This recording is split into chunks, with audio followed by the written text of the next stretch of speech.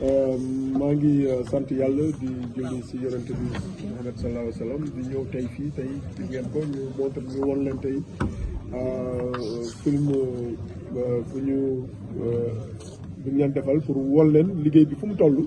liggéey bu ñu président de la République dënk fu mu toll ak fan lañ si bëgg a yegg te ak fan la jëm lu tax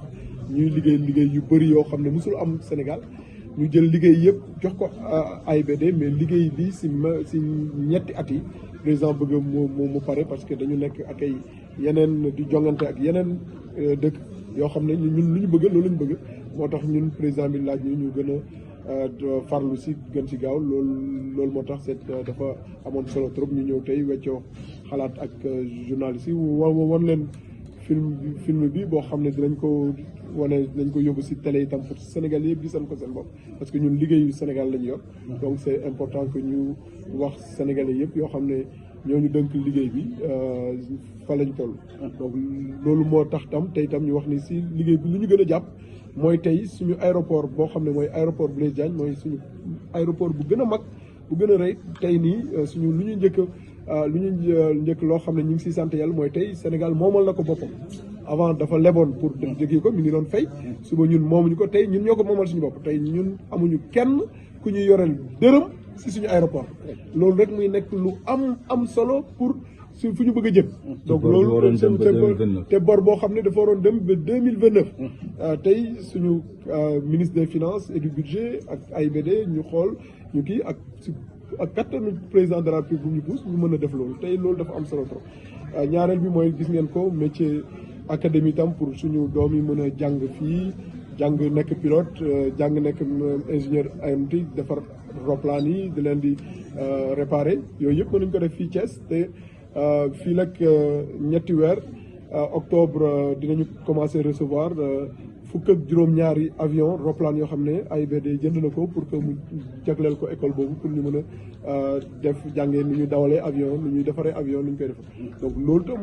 muy lu am solo loo xamante ni dañ ko waroon fii wax ko kii yeneen nag mooy yeneen aéroport yi muy Saint-Louis muy Matam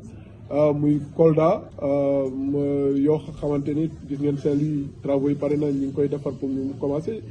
Matam gis ngeen travaux yi piste bi jeex na Kolda gis ngeen travaux yi piste bi tàmbale nañ ko Ziguinchor gis ngeen bâtiment bi daane nañ ko ñu ngi koy tàmbale Cap Skirring gis ngeen ni tàmbale nañ ko depuis daaw donc yooyu yëpp muy ay Linguère gis ngeen ni tàmbale nañ ko booy muy ay aéroport yoo xamante ni yoo xam ni la dafa nekk aéroport yu am solo suñu dëkk bi ñu waroon liggéey pour doxal ko donc loolu dafa am solo te Casamance wax ngeen ko sànq mu nekk dëkk bu am solo boo xamante ni fu mu nekk dafa nekk ay yeneen dëkk ñoo ko wër donc suñu waxee dañu bëgg a nekk Célébéyoon bu gën a mag si Afrique boo xam ne mooy bu njëkk bi Célébéyoon boobu du Dakar rek moo war a nekk si Célébéyoon Casamance tam dafa war a nekk Célébéyoon pour ku jógee Bissau ku jógee Conakry ku jógee Cap-Vert ku jógee Gambie ku jógee Mali donc pour mu nekk Célébéyoon boobu il faut que ñu tabax fa ay aéroport yu am solo moo tax Kolda ñu commencé ko Ziguinchor tam ñu ngi koy commencé ak Cap Skirring nga xam ne déjà nekk na Célébéyoon déjà nekk na tam boo xam ne important na surtout si domaine yi touristique donc loolu moo waral tey ñu ñëw fi tey comme ni ñu ko doon defee at bu nekk bu ñuy xam si bu ñu président dënkoon FONGIP at bu nekk ñu ñëw ñu wax ak sénégalais yi fan la ñu toll suñu liggéey bi fan lañ toll fan lañ ko jëlee fuñ ko jël nga xam ne dinañu mën a waxtaan ak sénégalais ba pare wax tam suñu liggéey bi fuñ ci toll ñoo leen di sant